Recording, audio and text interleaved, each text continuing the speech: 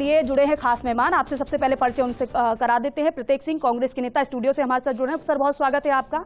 विकास Barhat, BJP नेता, studio से हमारे साथ जुड़े हैं। सर, आपका भी बहुत स्वागत है। कर्नल देवानंद, विदेशी मामलों के जानकार हैं। सर, आपका भी बहुत बहुत स्वागत है। क्योंकि सबसे पहले कर्नल देवानंद जी आपका ही रुख करना चाहूंगी, क्योंकि जिस तरीके से दोनों देशों के बयान आपने भी सुने होंगे और नजर आपकी भी इस पूरे विषय पर होगी, तनाव बहुत ज्यादा बढ़ गया है। क्योंकि G20 के बाद जस्टिन ट्रूडो जाते हैं अपने देश और अपने संसद में जिस तरीके से बयान दिया जाता है, भारत पर आरोप लगाया जाता है, आरोप बेहद गंभीर है। लेकिन सबसे पहले आपसे समझना चाहेंगे, ये जो आरोप जस्टिन ट्रूडो की तरफ से लगाया गया है, आप किस तरीके से देख रहे हैं इसको, और क्या इसका मतलब समझ आता है, और कितनी कड़ी क्योंकि निंदा की जा रही है भारत की तरफ से, इस पूरे मामले को समझाइएगा जरा। जी, सबसे पहले तो मैं यही कह सकता हूँ, एक बड़ा दुर्भाग्यपूर्ण ये एक कनाडा के प्रधानमंत्री द्वारा ऐसा स्टेटमेंट उनके पार्लियामेंट में दिया गया, जिसको लेकर के उन्होंने, मैं जैसा अगर याद कर सकता हूँ कोई भी विश्व पटल पर ऐसी चर्चाएं, ये पहला किस्सा होगा जहां पर एक प्रधानमंत्री बिना कोई सबूत के, बिना कोई तथ्य के, सिर्फ कि हम ऐसा सोच रहे हैं, ऐसा हुआ है, तो ये एक बहुत दुखद विषय है। और यहां पर जहां तक कनाडा का ही नुकसान की बात नहीं है, पर इसमें दो चार बिंदु मैं भारत के नाते एक दुनिया के पटल के नाते देखना चाहता हूं। सबसे पहले, दुनिया के अंदर उग्रवाद को लेकर के जब दुनिया पूरी एकजुट हो रखी है, और आपको भी ज्ञात है कि जो ही ये कनाडा के इन्होंने जस्टिन ट्रूडो ने जब ये स्टेटमेंट दिया, उसके बाद उन्होंने अपने मित्र देशों से, जो उनके 5 आई जिनको कहते हैं, उनसे चर्चा की, और मैं मानता हूं उनसे उनको जवाब मिल गया है कि भारत के साथ तुमने ये गलत किया। या तो पहली चीज ये थी कि आपने बोला है तो तथ्य सामने पेश करें, और अगर नहीं है तो जैसा लग रहा है वो धीरे पड़ रहे हैं, इस पे आप माफी मांगने के अलावा कोई चारा ही नहीं है। क्योंकि देखिए, ये मामला छोटा सा एक स्टेटमेंट, पर अब यहां पर यह है, पहली चीज मैं इसको दो भाग में करना चाहूंगा, एक टेररिज्म को लेकर के और एक अंतरराष्ट्रीय पटल की जो विषय है उनको लेकर के। अब उग्रवाद एक ऐसा विषय है जिसको देखिए, जो ये हवाई जहाज, जब इनके पिताजी प्राइम मिनिस्टर हुआ करते थे, तभी भी इन्होंने खालिस्तान के जो समर्थकों का समर्थन किया था, और कनिष्क का जो हवाई जो हमला इन्होंने किया था उग्रवादियों 329 जिसमें जाने गई थी। तो ये एक तरह कोई नया नहीं है कनाडा के लिए, और वो करने के बावजूद हिंदुस्तान ने इन खालिस्तान से पूरा मुकाबला करते हुए सामान्य जीवन चल रहा है हिंदुस्तान में। लेकिन पंजाब और पाकिस्तान दो ऐसे देश रहे जो हिंदुस्तान के खिलाफ विभिन्न कारणों से गतिविधियां कर रहे थे, और मैं मानता हूं पाकिस्तान को तो हम एक पड़ोसी के नाते उस पर हम इल्जाम लगा सकते हैं, लड़ाई कर सकते हैं, बट कनाडा का किए जाना, मैं मानता हूं कहीं कहीं इतने 40 वर्षों से सरकारों का भी इसमें कमी रही है कि क्यों नहीं इसको डील कर पाए। पर देर आए दुरुस्त आए, मैं मानता हूं अब जो भारत सरकार ने कदम उठाया है, वैसे भी टेररिज्म पे मैं मानता हूं आज के दिन भारत ही नहीं पूरी दुनिया जीरो टॉलरेंस पे काम कर रही है। पर अब आइए दूसरा एक जो इसका पहलू है, अब इसको इन्होंने कर तो दिया, भारत प्रतिक्रिया करेगा, भारत दुनिया इसको थू कर रही है कि भाई तुमने गलत किया है। पर सबसे बड़ी बात देखने की, देखिए भारत के करीब 4% ओरिजिनल हमारे हिंदुस्तानी लोग जो वहां सेटल्ड हैं, और उसमें से करीब 2%, 2.1 ये अपने विभिन्न आंकड़े हैं जो पंजाब और सिख से जोड़ के देखते हैं। अब इससे हुआ क्या, वैसे खालिस्तान पूरे सिख कम्युनिटी बड़ी शांति प्रिय है, मैं मानता हूं, वो उनकी इकोनॉमी में भागीदारी हमारे देश का, हमारा स्वाभिमान है सिख्स, मैं ऐसा मानता हूं। लेकिन देवानंद जी, मैं इसमें कुछ ऐड करना चाहती हूँ, क्योंकि जिस तरीके से जस्टिन ट्रूडो का ये बयान सामने आया, किसी देश पर इस तरीके से गंभीर आरोप लगाना, वो भी बिना सबूत के, इस तरीके से क्या देखा गया इससे पहले? मैं इससे ना, मैंने जैसे कहा ना, कभी नहीं देखा गया, मैं उसी पे आ रहा हूं। मैंने कहा कि सिख कम्युनिटी एक ऐसी है, स्वाभिमानी है, वो राष्ट्र के लिए, वो ऐसा करी। जो खालिस्तानी लोग हैं ये तो बदमाश है, ये तो टेररिस्ट हैं। अब इन टेररिस्ट की बातों में वो आए क्यों?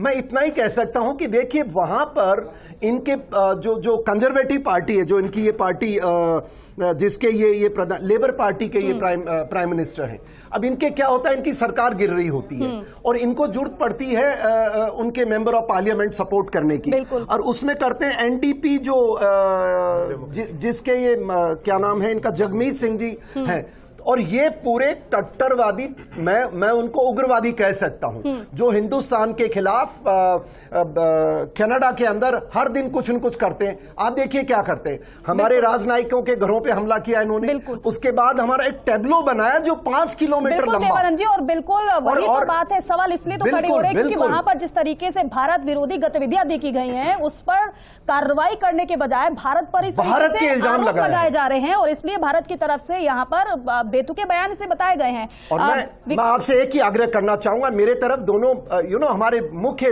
पॉलिटिकल पार्टीज के लोग हैं। आज के दिन एक ही चर्चा है कि भारत ने जो फैसला लिया है वो सही लिया, और इस प्रेशर को और इतना ज्यादा करना चाहिए कि कनाडा माफी मांगने पे मजबूर हो जाए। ऐसी उम्मीद करता हूं मैं राष्ट्र से। बिल्कुल, आपने ये उम्मीद जताई है, लेकिन अगर कनाडा की बात करें तो वो ये कह रहा है कि हम दबाव बनाएंगे भारत पर कि इस पूरे मामले की निष्पक्ष जांच हो। विकास जी, क्योंकि 2015 में जब जस्टिन ट्रूडो प्रधानमंत्री बने थे कनाडा के, क्योंकि तभी से कहा जा रहा था कि भारत के लिए अच्छा संकेत नहीं है, क्योंकि उनकी सोच, उनकी विचारधारा साफ थी इससे पहले।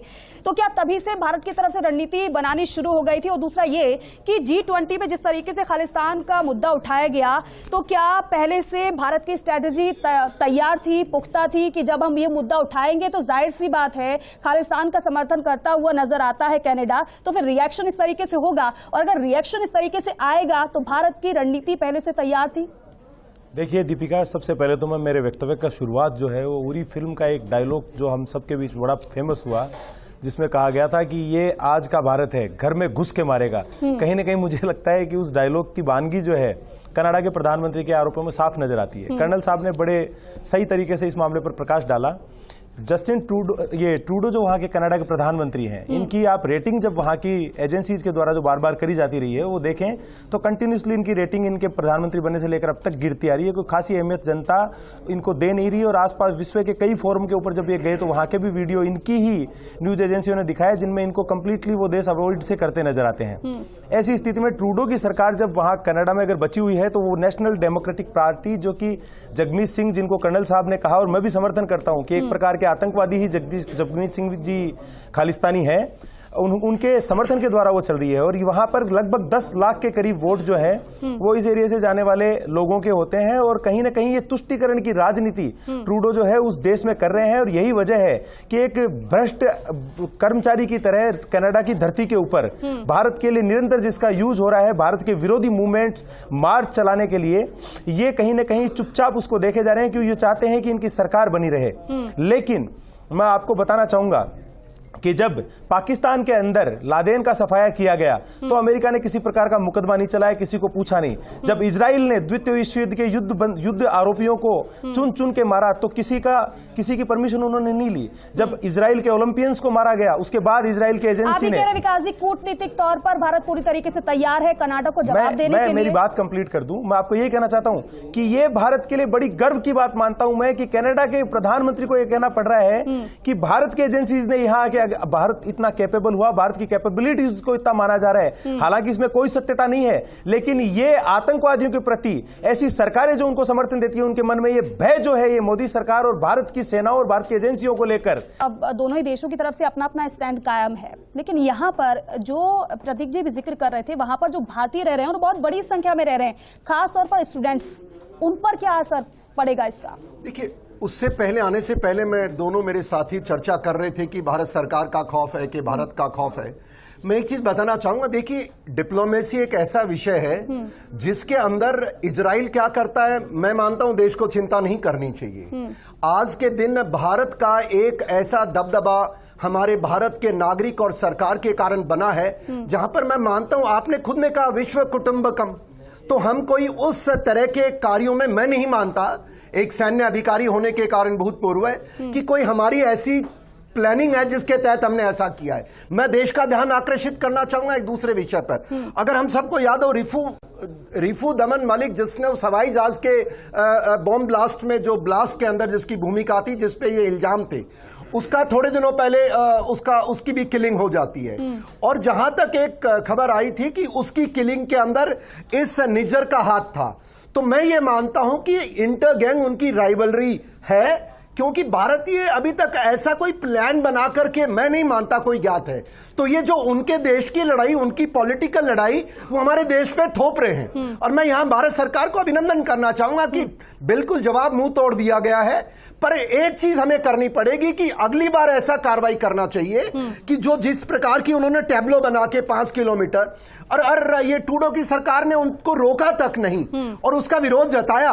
मैं पढ़ रहा था कहीं जहां पर अभी G20 मीटिंग के दौरान प्रधानमंत्री महोदय ने बताते उनसे बात करने के लिए मना कर दिया। उन्होंने कहा पहले कार्रवाई करो।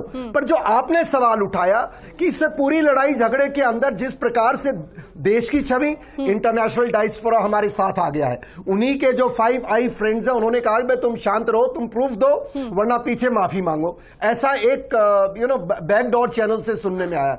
दूसरा, जो वहां पर हमारे करीब 4% जो भारतीय डायस्पोरा रहता है, यस, अब क्या होगा वहां भी उनकी कंजर्वेटिव और ये दूसरी जो पार्टी है, क्या नाम उसका, लेबर पार्टी, अब इन दोनों के क्या होगा कि ये टारगेट होने की अंदेशा है जो हमारे वहां पर भारतीय मूल के नागरिक हैं। और उनको मैं आग्रह करूंगा, हमारे फॉरेन मिनिस्टर ने बहुत क्लियर कर दिया है, पर अगर जस्टिन ट्रूडो तुमने गलती से उनको हाथ लगा दिया तो तुम भारत को भुगत नहीं पाओगे, ऐसा मैं मानता हूं। और उसके साथ साथ जो दूसरी बात है, हमारे जो विद्यार्थी हैं, जो और तरह की चीजें हैं, वहां बैठे हमारे राष्ट्रभक्त, वहां बैठे जो कनाडा में रह रहे हैं सारे जो भारतीय मूल के नागरिक हैं, मैं उनसे भी आग्रह करूंगा कि आप मनोबल कम ना करें और अपना दबाव इन लोगों पे बनाएं, टेररिस्टों पे। ये कह रहे हैं कि भारत पर एक गंभीर आरोप लगाकर कनाडा खुद घिर गया है। खुद घिर गया, बिल्कुल घिर गया है, और घिरने के साथ अब छोड़ना नहीं है। मोदी जी, आपसे आग्रह करूंगा थोड़ी देर के लिए, यही नहीं छोड़ना है डिप्लोमेट और हमने बोल दिया, इतना दबाव बनना चाहिए हमारे साथी और इंटरनेशनल कम्युनिटी की तरफ से कि वो माफी मांगने पे मजबूर हो जाए। और अगर माफी मांगता है तो उसकी सरकार गिरती है। और यहां पर मैं हमारे जो डायस्पोरा भारतवासी है उनसे आग्रह करूंगा, एकजुट हो जाओ, अपनी जो ताकत है वो खालिस्तान के पीछे नहीं लगा करके भारत और सिख के पीछे लगाओ। कनाडा को झुकना पड़ेगा। देवानंद जी, मजबूत कूटनीति से जवाब देना बहुत जरूरी है। विकास जी, भारत की कूटनीति इन वर्षों के अंदर जिस प्रकार से मजबूती से, मैं एक और वाकया जो है कर्नल साहब और आप सबको याद दिलाना चाहूं, जो पाकिस्तान की संसद में पाकिस्तान के मंत्री को यह कहना पड़ा कि आर्मी चीफ अभिनंदन जब हमारे पाकिस्तान एयरक्राफ्ट क्रैश होने की वजह से चले गए थे, कि आर्मी चीफ जब उनके पास आए उनके पैर कांप रहे थे और उन्होंने कहा कि अभिनंदन को हमें हर हाल में खुदा का मेहर वास्ता है कि इसको वापस भेज दीजिए वरना 9 बजे तक आर्मी अटैक कर देगी। तो ये जो नया भारत है, इसकी कूटनीति पे किसी प्रकार का शक नहीं होना चाहिए। उसकी वानगी जब हम देखते हैं, जब हाई कमिश्नर कनाडा को महज 4 मिनट के अंदर, आप समझिए 1 मिनट उनको बिल्डिंग में जाने में लगा, 1 मिनट आने में लगा, महज 1.5 मिनट में उनको क्या कहा गया कि 5 दिन में आप देश छोड़ के निकल जाइए। तो भारत की कूटनीति बड़ी ही सशक्त है। भारत के विदेश मंत्री हमारे जो है उनको बहुत लंबा अनुभव रहा है डिप्लोमेसी का, और भारत की कूटनीति आप आने वाले कुछ दिनों ही देखेंगे कि किस प्रकार कनाडा को इस बात पर झुकना पड़ेगा और विश्व पटल के ऊपर किस प्रकार कनाडा को इस बात को भुगतना भी पड़ेगा। ठीक है प्रतीक जी, भारत की कूटनीतिक बढ़िया है और बेहतर कूटनीति नीति से भारत जवाब दे रहा है कनाडा को। नहीं, 100% मैंने अभी बताया कि 1947 से लेकर के आज तक और आने वाले 200-500 सालों तक भारत की जो कूटनीति है वो इसी तरीके की रहती है। हमारी ये पूरी परिपाटी रही है कि हम किसी को आगे से आकर के पुश नहीं करते हैं। और चाहे से पहले आपने देखा कि निक्सन को जिस तरीके से इंदिरा गांधी जी ने जवाब दिया था, मुझे नहीं लगता कि अमेरिका को उस तरीके का जवाब ना तो कभी उससे पहले किसी ने दिया था और ना उसके बाद कोई दे सकता है। उसी तरीके से भारत की सरकार ने कनाडा को जवाब दिया है। कांग्रेस पार्टी पूरे दमखम से हमारी एकता, अखंडता और संप्रभुता के साथ में कांग्रेस पार्टी पूरी जो भारत की सरकार है उसके साथ में खड़ी हुई है। और आप पूरी शक्ति से काम कीजिए, हम तो यही चाहते हैं। बिल्कुल पूरी शक्ति से काम कीजिए, क्योंकि विपक्ष भी अब एकजुट नजर आ रहा है इस मुद्दे पर, होना भी चाहिए क्योंकि बात देश की है। देवानंद जी, क्योंकि अब यहाँ पर कूटनीति की बात आप कर रहे हैं, हमने बात की वहां पर जो रह रहे हैं लोग, खासतौर से स्टूडेंट्स वहां पर जो रह रहे हैं उनकी सुरक्षा को लेकर, और आप बता रहे हैं कि एडवाइजरी से काम नहीं चलेगा, सख्त कदम उठाने की जरूरत है। क्या कदम भारत को उठाने चाहिए जिससे कि यहाँ पर कड़ा मैसेज कनाडा को जाए कि इस बार तो आपने गंभीर आरोप लगा दिए लेकिन आप इस तरीके से आरोप लगा नहीं सकते? मैं आपकी बात का जवाब दूं उससे पहले एक छोटा सा, एक सोरोस नाम की भी एक दुनिया में बीमारी है जो एंटी भारत और एंटी नरेंद्र मोदी काम करती है। अगर आपने देखा किसान आंदोलन के दौरान, ये दूसरे एजिटेशन के दौरान, ये एक ऐसा व्यक्ति है, ऐसा एक जमावड़ा है जो कनाडा का दोस्त है और यूएसए के अंदर भी जो उनका स्टेट डिपार्टमेंट ऑफ यूएस है, उसके भी एक तरह इसका गठजोड़ है। तो उसका भी इसमें क्योंकि भारत को कमजोर करने में हाथ रहता है, तो एक ये भी इसका आंकड़ा हो सकता है जो देश को ध्यान रखना चाहिए।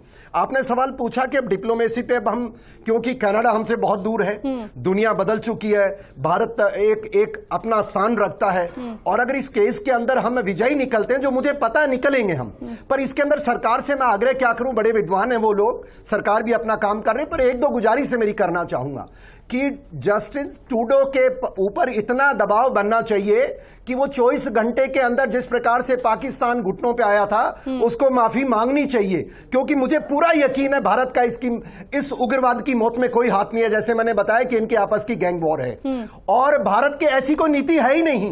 मैं आपको बताऊं, जब ये ऐसा है तो उसको माफी मंगवाएं। माफी मंगवाने के बहुत डिप्लोमेटिक तरीके हैं, बैकडोर है, कंट्रीज है, आपस की बात करें।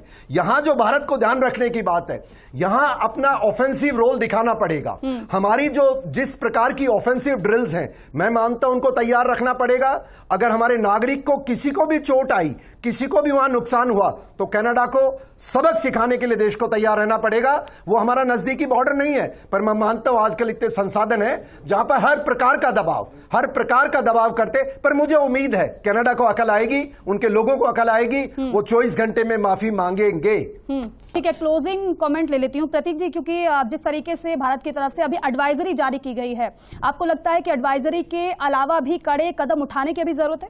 देखिए, एडवाइजरी जारी की गई, बहुत अच्छी बात है, लेकिन मैं तो यही चाहूंगा कि जो भारतीय हिंदू वहां रहे हैं उनकी सुरक्षा को सुनिश्चित किया जाए, और साथ में चलिए हमने सारी चीजें बंद कर दी, लेकिन एक द्विपक्षीय जो वार्ता है वो स्थापित रहे, बात करते रहें, क्योंकि हमारे बहुत सारे नागरिक हैं। और मुझे ऐसा लगता है ना तो आम कनाडाई नागरिक और ना हमारे जो बाकी जो सिख भाई वहां रह रहे हैं, वो कोई भी जो ट्रूडो ने कहा है उससे इत्तेफाक नहीं रखते हैं। वो 2-4 सिर्फ लोगों की राय हो सकती है। तो मुझे लगता है कि जल्द ही कनाडा के और इंडिया के संबंध वापस से सुधरेंगे, पहले की तरह होंगे, और हमारे समस्त भारतीय वहां पे सुरक्षित रहेंगे, ऐसी मैं कामना करता हूं, ऐसी मैं आशा करता हूं। ठीक है, आपने कामना तो कर दी और ऐसी बात भी आप कह रहे हैं, लेकिन देवानंद जी, क्या आप गुंजाइश नजर आ रही है कि दोनों देशों के बीच जो वार्ता है, जो भविष्य है, वो अच्छा देखने को मिलेगा? जो वार्ता है एक बार फिर से पहले जैसी नजर आएगी, या फिर ठीक हो जाएगा सब कुछ? ऐसा इतना जल्दी संभव नहीं है, जैसे मैंने बताया, क्योंकि रिश्ते इस हद तक खराब हो चुके हैं कि जैसे आपने खुद ने बताया कि पहली बार इतिहास में ऐसा हुआ किसी दूसरे देश के खिलाफ उनके कंट्री हेड ने इल्जाम लगाए हैं। समय लगेगा, पर